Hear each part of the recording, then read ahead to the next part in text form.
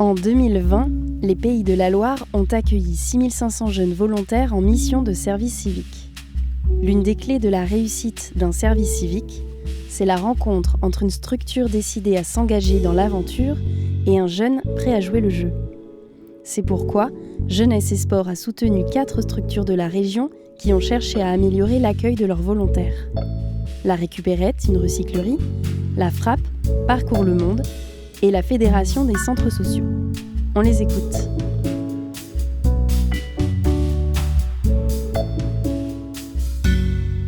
Moi, je suis Yann, je suis directeur de l'association La Récupérette, qui est basée sur la commune de Clisson, en Loire-Atlantique. Elle a développé une recyclerie sur le territoire, mais qui est un support à du lien social.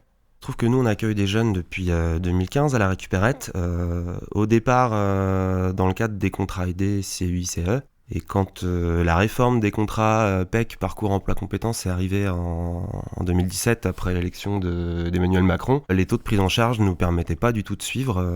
On a décidé de considérer le service civique comme une autre manière de contractualiser avec les jeunes, avec en plus une valeur ajoutée autour de la question de l'engagement. Au-delà du fait de venir dans une asso, c'est aussi s'engager dans un projet un peu d'intérêt général où il va y avoir de la rencontre, et puis du lien avec des bénévoles et d'autres réseaux pour les jeunes auxquels ils n'avaient pas forcément accès. Souvent, nous, on s'adresse quand même à un public qui est plutôt loin du service civique, qui ne serait pas forcément engagé sur d'autres structures. On demande des jeunes qui ont déjà des compétences et qui peuvent être autonomes dans la mission qu'on va leur confier. Nous, on prend un peu le trajet inverse, quoi. On essaye d'accueillir les jeunes là où ils en sont dans leur parcours, avec parfois leurs gamelles, leurs difficultés familiales, de santé. Souvent, ils n'arrivent pas forcément avec un projet ficelé, à la différence d'autres structures peut-être. Donc c'est peut-être ça qui fait un peu l'ADN du projet à La Récupérette, quoi. Faut poser un cadre qui n'est pas celui d'un salarié, faut pas être trop exigeant sur des missions précises. Mais en même temps, c'est des jeunes qui ont vachement besoin de cadre, paradoxalement, et qui sont pas en capacité au départ de dire « Oh, je vais monter un atelier détournement d'objets, on va faire de la soudure ». Enfin, ils peuvent pas, au démarrage en tout cas. Aujourd'hui, quand on creuse un peu avec les jeunes, et c'est arrivé il y a pas longtemps, il y a une espèce de mutinerie avec des jeunes qui étaient un peu plus affûtés sur les textes et en disant « Attention, nous, on n'est pas des salariés », et on est assez d'accord avec eux sur ces questions-là. N'empêche qu'au quotidien, c'est des jeunes qui au départ sont pas forcément autonomes pour arriver en disant je vais porter un projet, il faut du temps pour accompagner de la prise d'initiative. Je me suis tapé une réunion de 3 heures avec eux l'autre jour, j'ai dit en fait c'est chouette, on y est, vous êtes capable de créer du collectif autour d'une revendication. Donc on a un peu entendu leurs revendications et on a mis en place là une réunion hebdomadaire uniquement entre services civiques, à la fois pour faire de la régulation, mais aussi parler de leurs projets, de leurs doutes, leurs projets aussi individuels, autour de l'insertion professionnelle, etc. Il faut aussi accueillir ça. Mais je trouve qu'à chaque fois qu'on est bousculé, de toute façon, il y a 2 options. Soit on considère que c'est le jeune qui n'a pas un comportement adapté, soit on peut aussi se poser la question de l'accompagnement qu'on lui propose, est-ce qu'il est adapté ou pas. Souvent, les vrais moments de tension, ça révèle avant tout souvent des dysfonctionnements aussi internes à l'équipe qui ne concernent pas le jeune. Notre boulot, c'est de proposer un cadre qui soit contenant. Et quand, par exemple, on va pas avoir le même discours entre un encadrant et moi, comme ça arrive des fois, ça peut générer des tensions, mais c'est pas la problématique du jeune de poser le cadre. Et c'est la faculté de ce public-là aussi, d'aller nous bousculer sur ces questions-là. Tout l'intérêt du projet, à mon avis, et c'est ça qui est hyper gratifiant, c'est de voir des jeunes qui simplement s'ouvrent, en fait, expriment des trucs, parfois gueulent, parfois pleurent, et que ça sorte de l'espace de la famille dans un autre espace social, en fait.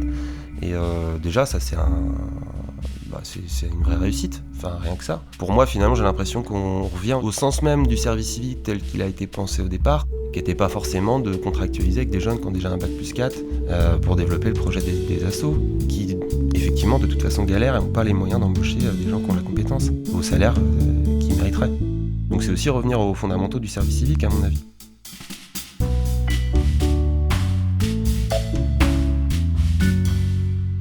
Je m'appelle Manon Cadeau, j'ai 27 ans, je suis chargée d'accompagnement à l'association Parcours le Monde et je suis aussi tutrice de volontaires internationaux. J'ai commencé à Parcours le Monde en tant que service civique en avril 2020 sur l'antenne d'Angers. Et puis à la suite de mon service civique, j'ai eu l'opportunité de pouvoir devenir chargée d'accompagnement. J'ai fait mon volontariat de service civique à la suite de mon master. J'ai fait une pause, j'ai fait complètement autre chose. Et puis en fait, j'arrivais pas à voir comment revenir un peu dans le travail social. Je savais pas dans quelle expérience me lancer. J'envoyais des CV, j'avais pas forcément de réponse, donc ça a été très frustrant. Et je me suis dit, je vais bientôt avoir 26 ans.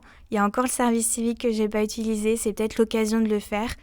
Si j'avais trouvé un poste à la fin de mes études, peut-être que j'aurais pas fait le service civique, mais je pense que j'aurais été beaucoup moins à l'aise sur mon poste que j'ai été sur mon service civique.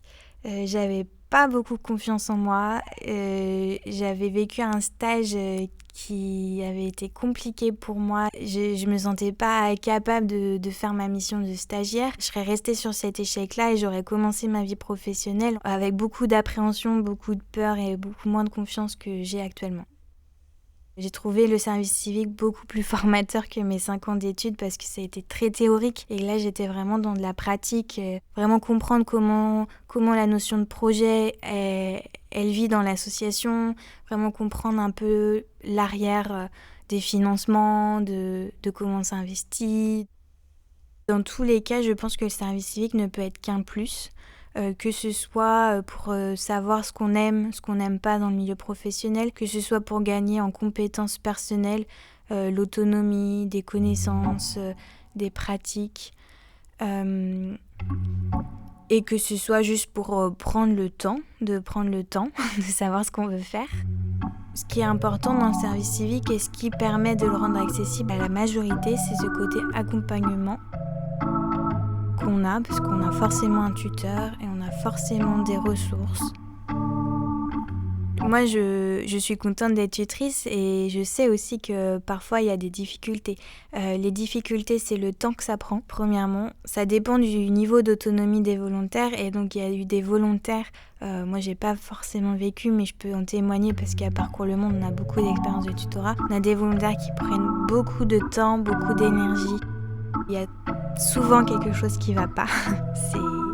Ça peut être le logement, ça peut être la cave qui est toujours pas arrivée, ça peut être... Et en fait, on se trouve un peu démunis quand il y a des difficultés sur lesquelles on peut pas agir.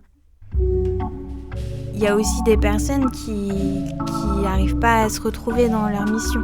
Et ça, c'est des expériences qu'on vit qui peuvent être un peu négatives sur le tutorat. Même quand ça se passe pas extrêmement bien, moi je garde toujours cette optique de leur dire c'est pas grave, c'est une expérience. Ça permet de réfléchir à ce que tu veux, à ce que tu veux pour ta vie, mais aussi ce que tu veux dans le monde professionnel. Il y a des moments de doute, c'est normal, et il faut juste savoir pourquoi il y a ces moments de doute et essayer de rebondir sur du positif par derrière.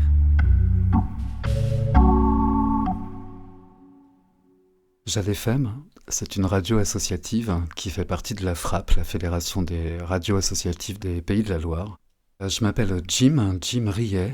Je travaille à Jade FM depuis un peu plus de 2 ans maintenant comme journaliste et responsable du pôle éducation aux médias et à l'information. Nous sommes basés à Pornic, à la perle de la côte de Jade. Les services civiques ont une mission essentiellement de développement de l'antenne. On essaye de faire en sorte que leur projet professionnel soit en adéquation avec ce qu'on peut leur proposer à l'intérieur de la radio. Mais ce n'est pas toujours le cas, de par la difficulté que nous rencontrons au niveau des candidatures, parce que nous sommes vraiment en milieu rural, donc les candidatures des services civiques sont assez rares. Nous avons à peu près 4, 5, 6 candidatures par appel d'offres, et ce ne sont pas forcément des gens qui sont attirés spécifiquement par le son, par la radio. Souvent des personnalités en déscolarisation qui cherchent une voie professionnelle.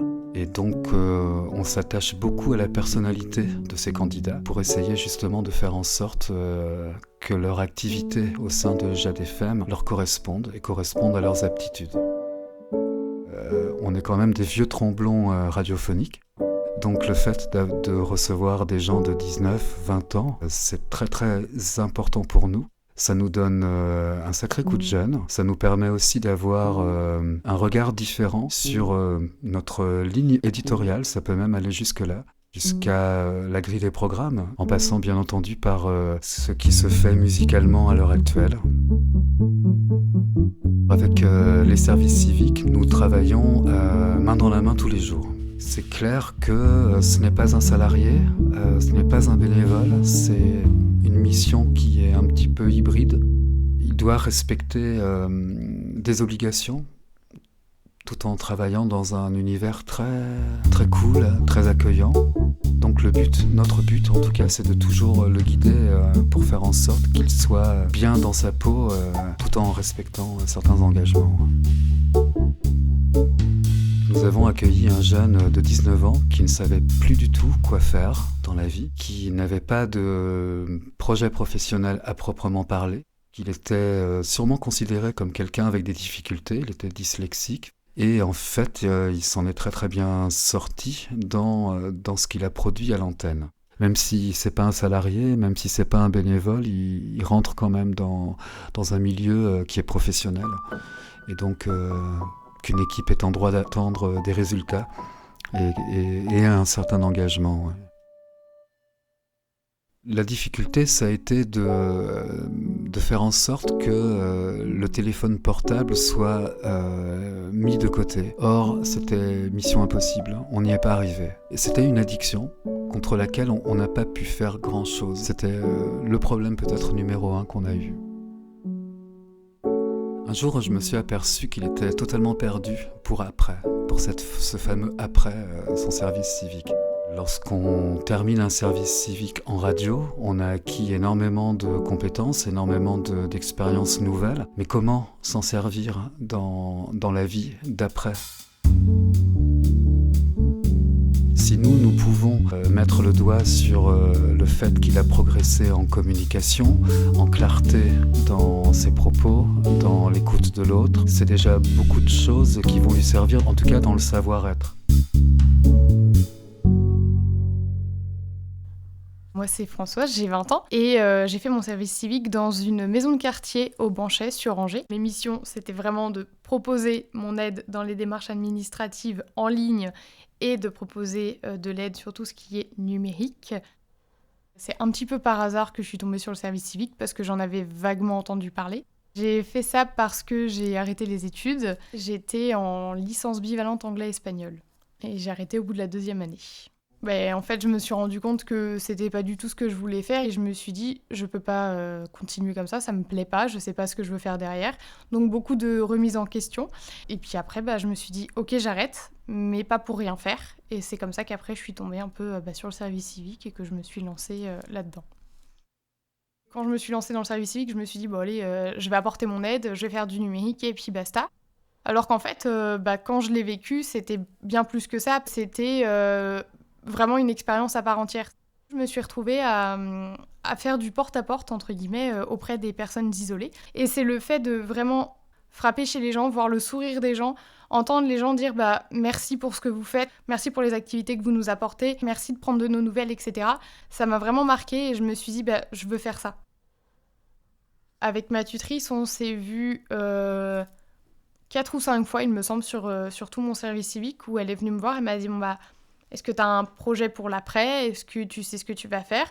Alors, on va pas se mentir, les 3 premières fois qu'on s'est vues toutes les deux, je lui disais, je sais pas du tout ce que je veux faire. Là, pour l'instant, je sais pas, j'ai pas d'idée. Et puis après, quand je lui ai dit que le métier de ma collègue me plaisait bien et que j'aimais beaucoup le fait d'aller voir les gens, etc., elle m'a dit, écoute, il existe cette formation-là. Et donc, du coup, elle m'a accompagnée, etc. Et derrière, on avait le suivi aussi avec Lucie, de la Fédération des centres sociaux, qui du coup nous permettait d'approfondir les recherches sur l'après-service civique, on va dire. J'avais aussi des temps avec le directeur qui parfois me prenait à part et me disait t'en es où ? Est-ce que tu sais ce que tu vas faire ? Si tu sais pas, est-ce que tu as besoin d'aide ? J'étais relativement bien entourée pour former mon projet d'après-service civique, même s'il a mis du temps à se mettre en place, c'est que dans ma tête ça a mis du temps avant que ce soit clair. Ça m'a ouvert sur mon projet d'après, sur ce que je veux faire plus tard. Ça m'a permis de rencontrer beaucoup de personnes, de travailler avec les différents publics.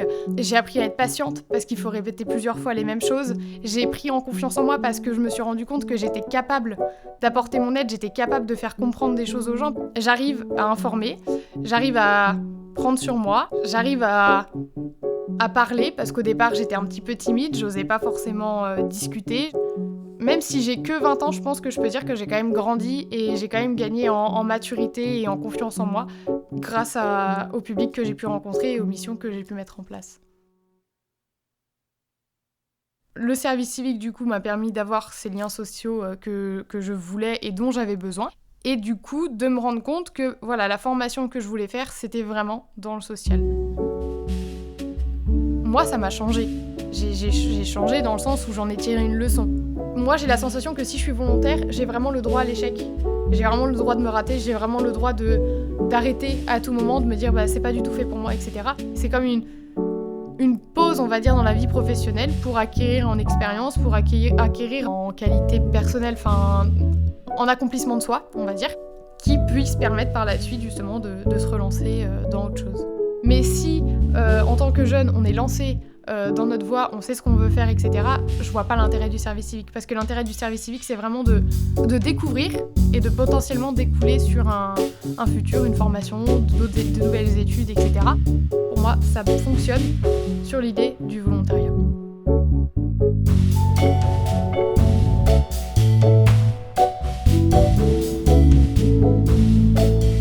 Merci à Parcours le Monde, la Récupérette, la Frappe et la Fédération des centres sociaux et socioculturels de Maine-et-Loire et de Mayenne pour leur participation. Avec le soutien de la délégation régionale académique Jeunesse, Engagement, Sport de l'Académie de Nantes.